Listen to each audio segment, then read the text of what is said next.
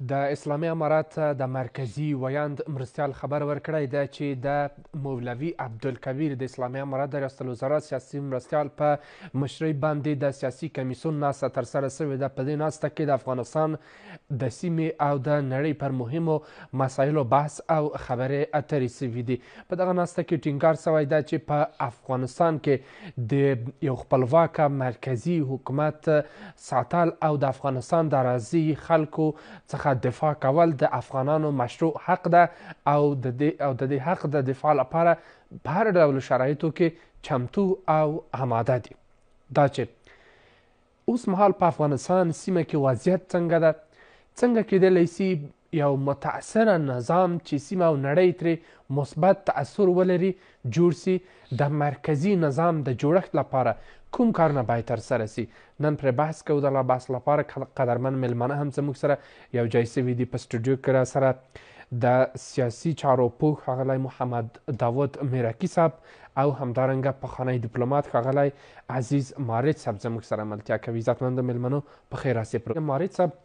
د سیاسي کمیسیون ناسته وخت ناوخت په مختلفو وختونو کې ترسره کیږي. تازه داسې مهال ترسره سوې ده چې پاکستان پر افغانستان په برمل ولسوالۍ پکتیکا ولایت کې یو هوایي بریدونه ترسره کړل. یو 50 شهیدان او 6 ټپیان په ځای پرېښودل سول. په ځوابي بریدونو کې بیرته 19 پاکستاني عسکر هم هلته هلاک سول. اما پوښتنه دا ده چې دغه ناستو ارزښت په اوسنیو شرایطو کې څه ده؟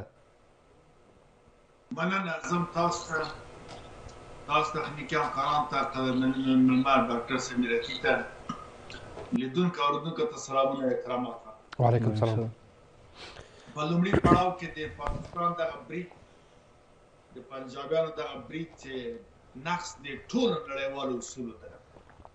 نه تنها انساني او بشري او اخلاقي بلکې د ټولو نړۍ اصول نقص او مستقیم تعرض دی او بل هېواد په حریم او په ځمکنۍ بشپړتیا کې ده. دا موږ غندو او دغه شهیدانو ته جنت فردوس او ټپیانو ته بیړنۍ شفا غواړو. داسې په اوسني شرایطو کې افغانستان الوتکې نه لري چې بیرته داسې ځواب ورکړي لکه د دوی اسلام آباد پنجابیان بیرته په نښه کړي او پوځیان، مګر همداسې یو حمله یې وکړله په دوی په پوستو باندې. دا په خپله یو غټ اخیستل، یو درس عبرت ورکول و چې دوی په دې باندې پوه سي چې په افغانستان نو صاحب لري. دا خاوره داسې خاوره نه ده چې تاسې راسئ دلته حمله وکړئ او تاسو بې جوابه پاتې شئ. دلته تاسو بانران راغلي دي، ماته یې خوړلې ده، زیات امپراتوریان راغلي دي د افغانانو په وینه او په وجود کې د خپلواکۍ او د عدم غلامۍ لمبې دي او هېڅ وخت د بل چا ښکېلاک نه مني. دا یو مسله. بله مسله په اوسني حالت کې سیاسي کمیسیون، که څه هم کمیسیون موږ تاسو ته ملت ته داسې واضح روښانه نه ده چې دا کمیسیون د کوم اساس پر بنیاد یا کومه اجنډا پر بنیاد د ده وظایف او کړنې څه دي جوړ سوی ده او ولې دا مخته ځي. دا خو د دې لپاره چې وضاحت ورکړي کابینه یا مثلا چارواکي امارات، هغه بل بحث ده. خو په ټوله کې داسې ښکارېږي چې لوړه مرجع ده، دلته حتما وړپوري چارواکي ونډه اخلي او په دې کې د هېواد د برخلیک په کچه او لوړې مهمې مسلې دلته څېړل کېږي چې له هغه ډلې نه په اوسني حالت کې د پاکستان دغه تخطي او بیرته جواب و. داسې په اډانه د حکومت باندې، په مرکزي حکومت باندې، په ساختار د دولتي باندې، په سیاسي رژیم باندې، په شکل د اداره باندې بحثونه کېږي، پرېکړې کېږي. دا بیا بل بحث ده. اما په ټوله کې په اوسني حالت کې یو بیړنۍ ناسته د دوی لازمه وه. پاکستان هغه هېواد ده چې خپلو ژمنو ته، خبرو ته د خپلو ملي ګټو پر بنیاد باندې هېڅ وخت ژمن پاتې سوی نه ده او د خپلو ګټو دپاره هر ډول وسیلې نه استفاده کړې او ګټه یې پورته کړې او همیشه یې په دا 78 کاله تاریخ کې د خپله ژمنتیا او وفاداري ثابته کړې نه ده. نو که افغانان له دوی سره ښه خبره دا ده چې دوه هېوادو د دوه ګاونډو مسلمانو هېوادو ترمنځ ټول اختلافات ټولې خبرې د مذاکرې د خبرو د ناستو له لارې نه حل شي، نه داسې په بل باندې حملې وکړي یا حریمونه نقض کړي یا دواړه خواته ملتونه په عذاب کې ووځي. درست. بله مارج صاحب، په دغه ناسته کې یادونه سوې ده، ویل سوي دي چې موږ په سیمه کې همسایه هېوادونه، سیمه، نړۍ په ټولو کې موږ سوله او ثبات غواړو، اما باورونه پر دې دي چې پاکستان لکه څنګه چې تاسو مخکې اشاره درلودله د خپلو ګټو د خوندي کولو یا د پلټلو پر بنا باندې د یو شمېر کړیو په حمایت سره په سیمه کې نامنۍ ته لمن وهي. واقعیت همدا ده؟ نه، پاکستان خو بالکل د خپلو ګټو دپاره مانه چې د هر وسیلې نه کار اخلي او ده په واویا کاله تاریخ ثابته کړې نه ده چې د خپلو ژمنو وفادار پاتې شوی. دا وجه چې افغانان د دوی باندې باور نه کوي، یا به دی خپل وفاداري ثابتوي او یا به نړیوال تضمین او ضمانت به یې په خبرو کې اخیستل کېږي. بغیر هغه دا وفادار نه ده. صحیح ده چې اوسني حالت کې دغه دې مداخله او مثلا دغه بېرته په دوی باندې حمله کول کېدای شي دا یو د پردې شاته د غربي نړۍ لاس وي د چین دپاره، ځکه امریکا خصوصا او د متحدین چین نه غواړي دلته پاکستان کې اوسي او دا باعث تباهي د پاکستان هم کېږي او دې لوري ته روان ده. کور آباد. کېدای شي د جګړې نور هم زیاتې شي، کېدای شي د هند له خوا هم په دې باندې فشار راسي، کېدای شي نور مسایل وي، ځکه د چین راتګ او بیا بوادر ته تګ د دوی دا د زغم وړ نه ده. مننه. او دغه ډول ګیم یا دا ډول ګیمونه او لوبې چې پاکستان کوي، زه ګمان نه کوم دا پنجابیان په دې کامیابه شي. سلامت اوسئ. د امتیازګري دپاره د هغه اخیستلو دپاره داسې تهدیدي سیاستونه ایجادوي جوړوي یې، اما که چېرې پرې کامیاب شي بغیر هغه داسې انګېرنه هم شته، په صراحت باندې ووایم کېدای شي پاکستان له منځه لاړ شي، ځکه له دویمې نړیوالې جګړې وروسته چې په کومه موخه جوړ شوی ده هغه موخې له منتلې اوس هم شدیدا مذاکرې او خبرې د امریکا او د هند سره روانې دي. د هند لومړی شرط دا ده که دوی د غرب سره همکاري کوي دغه سرطان دانه به لرې کېږي. دلته د پنجاب خاوره به بېرته هند ته ورکول کېږي، دغه د پښتنو او د بلوڅو خاوره به یا افغانستان سره لاق کېږي یا به دوی برخلیک د مستقل سیمې په توګه باندې اعلانېږي. سلامت اوسئ مارج صاحب، زه بیا راګرځم. پاکستان چارواکي نه پوځیان ISI په دې باندې خبر دي، دې ته اوس لاره جوړوي او هلته له چین سره داسې یو کار کړی ده چې لاس په سر کېدلی هم نه شي. ډېره زیاته مننه کوم مارج صاحب، اجازه راکړئ. اوس پلمې دې خواته کوي، دا دوی په تاوان ده، بهتره ده چې سمې اړیکې ولري او راوړو دې ته چې کور آباد. اجازه راکړئ مارج صاحب، زه بیا همدغې موضوع ته راوګرځېږم. اجازه راکړئ زه بیا همدغې موضوع ته راګرځم تاسو ته. مارج صاحب کور آباد، سلامت اوسئ. مارج صاحب، د اسلامي امارات د ریاست الوزرا د سیاسي مرستیال په مشرۍ باندې کومه ناسته چې ترسره سوې ده، په دې کې یادونه سوې ده چې اسلامي امارات د مستقله خپلواکه نظام په درلودلو سره په افغانستان کې غواړي چې د خپلو خاورې او خلکو څخه په ښه توګه باندې ساتنه وکړي او که هر څوک تیری کوي د هغه په وړاندې به کلک درېږو. اوس پوښتنه دا ده چې د سیمې هیوادونه، هغه که پاکستان ده، هغه که کوم بل هیواد ده، هغه په لویه کچه ده یا په ټیټه کچه ده، رابطه د افغانستان سره یا اړیکه د افغانستان سره حکومت پر حکومت ده او که نه هم دوی د افغانستان د اوسني حکومت څخه بیل تعریف لري؟ ګوره دغه وراثت، حراست، دفاع، تامین د عدالت او نور دغه چارې مثلا د معیشت د ژوند، تحصیل حق، د کار حق، سکونت، دا د دولت د حاکم نظام په توګه د ده وجایب او رسالت چې په مقابل کې بیا حقوق امتیازات لري چې ملت په دوی نه بیعت کوي، مالیه ورکوي، دوی قانون مني، دوی فرامین پلي کوي او دوی سره په یو نظم و ضوابط کې ژوند کوي. همدغسې بیا ملت هم حقوق وجایب لري. نو بنان دا خبره دوی رسالت ده، ځکه اوس حاکم نظام ده، دوی باید د مسؤلیت د امنیت دپاره او دفاع د خپلو وګړو دپاره باید ګوټلې ګامونه پورته کړي او دا د دوی مسؤلیت ده که چیرې دې کې بېرته پاتې سي بیا دا نو ناکام بېکاره دولت ورته ویل کېږي. موږ باید هېر نه کړو چې ګاونډي هېوادونه د سیمې هېوادونه څنګه چې موږ ضرورت لرو افغانستان ضرورت دی ځکه په انزوا کې قرار لري ملت یې مرستو ته ضرورت لري تاجر مثلا د موږ صادرات واردات ته ضرورت لري هوایي خطوط ته زمیني ته ځمکني ته مثلا ترانزیت ته موږ اړتیا لرو دوی هم اړتیا لري دوی هم کورني امنیت ته ګواښ فکر کوي دوی هم سوداګري ترانزیت دا چې ما یادوري وکړله مرکزي اسیا غواړي جنوبي اسیا سره وصل شي مرکزي اسیا غواړي هند ته ګاز ورسوي هغه یو تولیدي صنعتي دولت هغه مارکیټ ته ضرورت لري چین ایران ته ایران چین ته ضرورت لري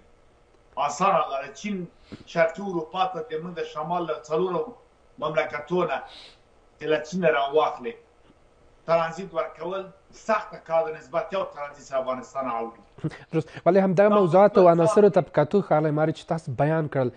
فکر کوئ تعریف د همدغه هیوادونو د افغانستان د اوسني وضعیت څخه مرکزي حکومت ته یا هم فکر کوئ تر اوسه پورې همغه څه چې په نړیوالو سټیجونو کې یادېږي چې افغانستان تر اوسه رسمیت نه لري ډېر یو مهمه موضوع ده په بین الملل قوانینو کې فکر کوئ همدا ده او که نه هم نور موضوعات په خفا کې شتون لري چې په تدریجي شکل باندې به د نړیوال لخوا هم د رسمیت سند راپورته کیږي لا ګورئ سعید د رسمیت مسله خو په چارواک باندې اړه لري ځکه نړیوال شرایطو تقدیر او مشروع شرایط دي چې هغه خاصې د ملت هم د نجونو ښوونځي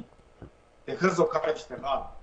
موقته اداره چیز لپاره بله مارج صاحب درست دا مشکلات دي ولی زما پوښتنه دا ده مستقیم پوښتنه مې دا ده چې تعریف د دوی څه ده اوس اړیکه د حکومت د هیواد په هیواد ده او که نه هم که واضحه مثلا زه ووایم امارات په تیر کې د یو حرکت تعریف درلودله یعنی د حرکت سره یا د یو ډلې سره دوی په اړیکه کې دي نه هغه مسله د تحریک او د حرکت دا اوس ختم دي دلته نظام ده دا منګنۍ د حاکمیت قلمرو نفوذ لري دوی موجود او د خپل قلمرو دفاع هم کوي که چیرې حمله پرې وسوله وایي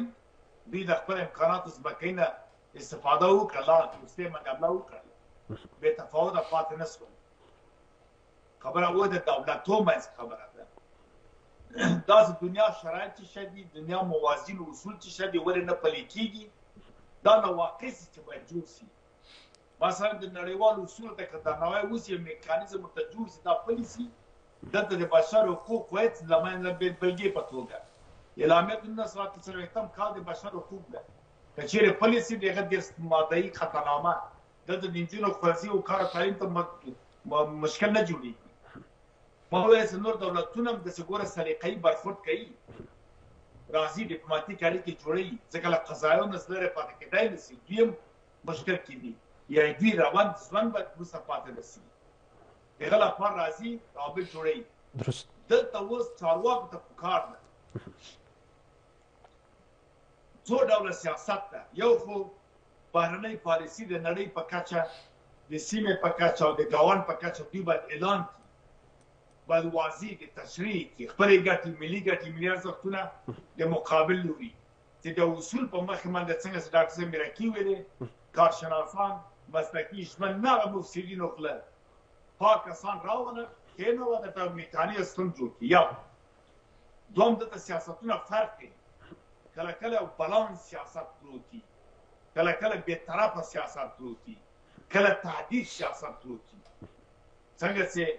په خبرو کې پرون فکر کوم مولوي کبیر دا خبره هم وکړله چې موږ د قرباني باید د نیابتي جګړو نور نه شو یعنې دغه غلط سیاستونه نور پرېږدو دا ډېر قوي ډېر ښه څېری و ټول ملت په دې خوشحاله سه موږ هم همدارس ووایو چارواکي نور په دې پوه شي چې جګړه پردۍ ده نیابتي ده د سړو جګړو ګرمه د توده میدان د جګړې موږ یو نور دا کار ونه کړو په دې کې اوس د شرف و غرب منځ کې پراته یو آیا موږ کولی شو یو تعدي سیاست جوړ کړو چې له دواړو نه ګټه پورته کړو دغه پخواني پاچا نه کول بېطرفه سیاست ونیسو بېطرفه سیاست د موږ په ګټه ده که په تاوان ده داسې نه چې بیا وروسته پاتې سو بیا حملې په موږ وسي نیابتي جګړې راسي ولې چې افغانستان بې طرفه ده له ټولو قضایو ځان ډډې ته کړي امتیاز وانه سي اخیستی او روان د دنیا روان آیا بالانس سیاست کولی شي شرق و غرب منځ کې دې لپاره یو سیستم میکانیزم یو پروګرام ورته جوړول یو ښه مدیریت کول دي که چیرې ښه مدیریت کړو دغه هر هېواد چې راځي موږ ته یا حمله کوي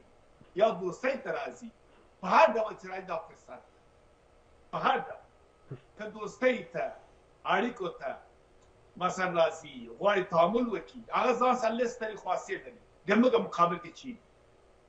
چې تعامل ورسره وکړو که چیرې حمله کوي دښمني کوي تهدید کوي ګواښ کوي له لرې نه نږدې نه موږ سره کینو چې خبره څه ده په خپله ګټه مدیریت کړو پوتین فرمان ورکړ چې زه هغه محدودیتونه تاییدونه نور لرې کوم صحیح ده دا هغه تاییدونه چې د په 2015 کې شپږم کال کې د مسکو جوړ کړي اما خپله د امنیت شورا دایمي غړی د اتلاتو تاییدونه ستا ته غږ نه پورته کوي دغه هم په خپل ځان کې امتیاز ده که موږ په دې کې وکړه چې ونه لاندې لاړ شو ده حریف د سیاست تهدیدي تخریشي دي مثلا خپل امریکا او ناتو ټول حتی اروپایي هېوادونه راپورته کېږي دوی هم ورته کارونه کوي ملګرو ملتونو سازمان چې دوی په اشاره ده هغه هم دا محدودیتونه لرې کوي دلته اوس تدبیر پکار ده آیا دغه تدبیر موږ لرو آیا سیاسي کمیسیون غونډې چې کوي دې ته کمیټې شته چې بیا د پرېکړې ته یو پروګرام جوړ کړي هغه پلي کړي که خبرې وسوه لاړه دا خو بیا فایده نه کوي سلامت اوسئ لکه هغه کمونستان وخت کې سیاسي بیرو وه هغه به چې پرېکړه کوله مربوطه وزارتو ته مربوطه ادارو ته زیردخل زیرب ته به هدایتونه ورکړه دوی به عملي کړه بلې غونډې ته به دوی ګزارش راوړي آیا دوی هم همداسې کوي چې بیا راتلونکې غونډې ته هغه مسؤل ادارو ته زیربط ادارو ته چې کله هدایت ورکړل شي بېرته جواب واخلي ویلان یې کړي چې دوی کار وکړه که ویې نه ډېره زیاته مننه کور اباد سلامت اوسئ ماري صاحب زه بیا راګرځم په بحث کې تاسو ته ولې ماري صاحب همدغه ته ورته سوال مرکزي نظام د تقویت لپاره هغه څه چې ملت پر حکومت باور ولري حکومت پر ملت باور ولري او په ضمن کې که هر هیواد ده ګاونډ هیواد ده هم د سیمې هیواد ده اړیکه د حکومت پر حکومت باندې وزن او توازن یو څه یي که چېرته مثلا برید کېږي لکه تېره ورځ چې ځواب ورته ورکول کېږي دوه چنده ځواب ورته ورکړل سي چې عبرت واخلي بیا دا جرأت ونه کړي ګورئ دغه خپلواک نظام مضبوط نظام ثابت نظام په اقتصاد کې ورنړۍ کې دا اوس 9 هېواده مستقله خپله خبره کوي او داسې په نړۍ کې ثبت راجستان 190 هېواده دي دا خودګردان ادارات او سازمانو سره بیا 206 کېږي خو 190 هېوادو کې 9 هېوادونه لومړی خپله خبره کوي ځکه په خپل مټ په خپل اقتصاد ولاړ دي ته چې یو سنت یو پنس له چا نه اخلي ته په هغه وترسوي دلته اول باید پکار دا ده چې خپل زیرمې مهار کړي خپلې اوبه خپل زراعت خپل معدن وروسته له دې نه چې اوبه مهار شوې کانالونه جوړ شول بندونه جوړ شول زراعت معیار شو کارخانې فابریکې جوړول صنعت او تولید ته مخه کېږي دلته افغانستان بسیا کېږي په خپل ځان باندې ضرورت او اړتیا نه وي چې له بل چا نه ټانګه او دینار مونږ چې وخت د احمدشاه بابا امپراتوري درلودله په توپخانه د قندار کې په خپله سکه وهله حکم شد از قادر بیلچون بر احمد پادشاه سکه زن از پشت بر سر او سیم و زر از پشت مایی تا به ما دغه سکې به موږ وهلې توپونه هم جوړول خپله جوړول شاهین و زنبورک و شارنګ په نوم توپک و هر څه خپل و کله سکه خپله وه مړ خپل و صادرات هم درلودل ټغر د موږ تر استرالیا پورې تللی وه په اوښان باندې دا پاونده کوچان به دا وړل نور داسې میوې او شیان به بارېدله کاروانونه به جوړېدل چې اوښانو به قطار شول مواد هم راتلل تر بله بنګلادیش هم دلته راتلل بخارا نه به هم راتلل فارس نه به هم راتلل مطلب دا ده چې اقتصاد جوړ کړه نظام بیا نظامونه اوس معیاري دي په دنیا کې. سترګې باندې خاوره اچول او دروغ کول او چل کول نه چلېږي اوس. خلک کېږي د شرعي قانون یا د دیني د نور ادیان چې اوس یو سل دوه شپېته ادیان په دنیا کې تثبیت کېږي، مذاهب البته ادیان نه مذاهب. نو بنان هغه بیا خپله معلومیږي چې ته مثلا نظام جوړې یا مثلا بخښنه غواړم د ما خبره په نظام کې معمولا چې په دنیا کې نن سبا نظامونه معیاري معلوم دي.